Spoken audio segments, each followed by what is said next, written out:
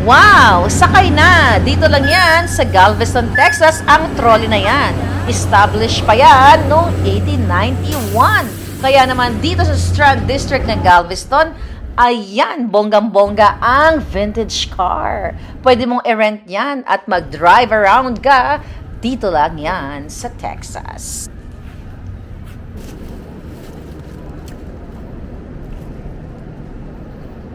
Dahil ang Galveston, Texas, mga palangga, ay very historic place. Ayan, nakita niyo yung 1871. Ayan, nire-represent niya kung kailan itinayo ang mga building. Kasi dito ay talagang pinreserve ang mga historic buildings. O ayan na mga palangga, may karwahe, may kabayo, ayan, i-hire mo na yan. Dahil yung mga guided tours na ganyan, hindi ka lang mag-enjoy sa mga tanawin, kundi madadagdagan pa ang iyong kaalaman about sa history dito sa Strand District sa Galveston. Ayan, naglakad-lakad kami. Talagang in-enjoy ko ng bonggang-bongga ang mga building na mala Victorian. Talagang back in Victorian era. Dahil dito nga po sa Strand District sa Galveston, historically talagang ito ay sentro ng mga negosyo like shipping, komersyo, stock market, lahat, name it.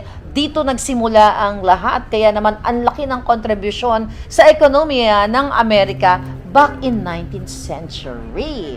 So dito ay nagkakaroon din ng mga historic festivals. 'Di ba? Like Mardi Gras, mga art, you know, every year talagang tinatanghal dito ang mga makasaysayang mga events. Kaya join na kayo dito. Pag napunta kayo sa Texas, huwag niyong kakalimutang magliwaliw, maglakad-lakad. Ayan na yung ginawa ko dyan actually.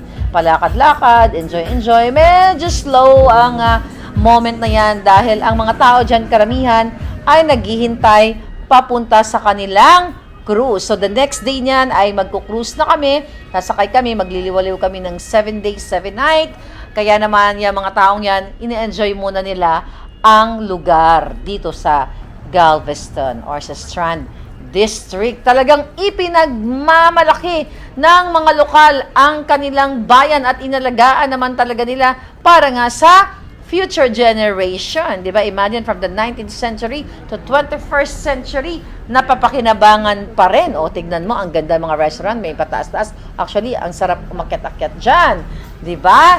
Ayan, talaga naman. Then also, mga palangga, talagang maraming mga shopping galore, di ba? Maraming mga shopping galore, maraming mga tindahan, ayan, pwede ka mag-ano dyan, mamili ng mga pasalubong. Yes, very historic po ang Galveston, Texas. Kasi nga, itong particular area na ito, dahil talagang tourist attraction sila back, even now, di ba? Back in 19th century nga.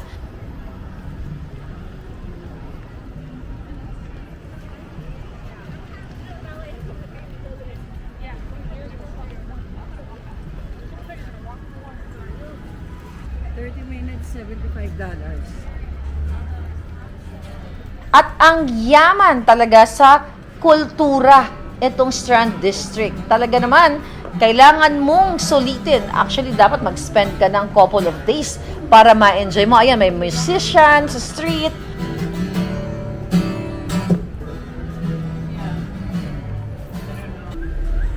Kung ikaw ay fan ng mga lumang pelikula, nakikita mo ito kasi maraming beses na mga films for sure.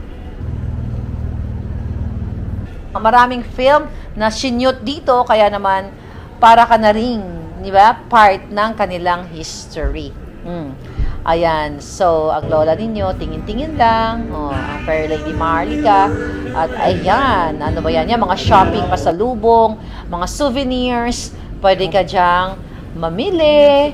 Ayan, yun, yung sa across the street, restaurant yan. Actually, kumain kami dyan.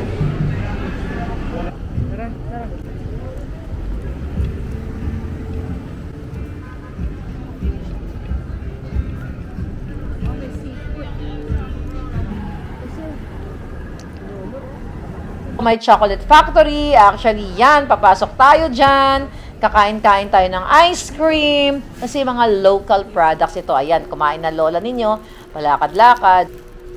Pumasok na tayo dyan actually sa ating hotel, sa Tremont Hotel. Diyan tayo nagstay. Sabi nga ng mga nababasa natin sa review, medyo haunted daw. Pero wala naman ako nakitang multo, di ba? So, ayan, pumasok na tayo at nag-enjoy.